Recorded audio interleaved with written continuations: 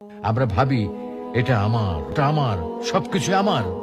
কিন্তু আপনি যখন এই পৃথিবী ছেড়ে চলে যাবেন, আপনার মৃত্যু হবে, তখন এই দুনিয়ার কোনো কিছুই কিন্তু আপনার সাথে যাবে না।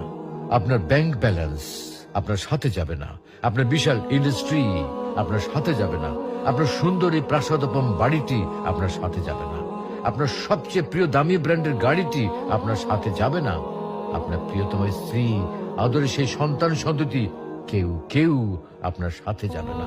সারা জীবনের অর্জনকে দুনিয়াতে ফেলে রেখে আপনি নিঃস্ব হয়ে খালি হাতে এতিমের মতো এই দুনিয়া থেকে চলে যাবেন।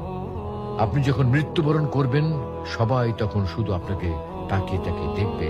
আপনার প্রিয় ব্র্যান্ডের সেই দামি ঘড়িটা, দামি মোবাইলটা, ব্র্যান্ডের দামি পোশাকগুলো আপনার প্রিয় ব্যক্তিরা আপনার শরীর থেকে খুলে নেবে।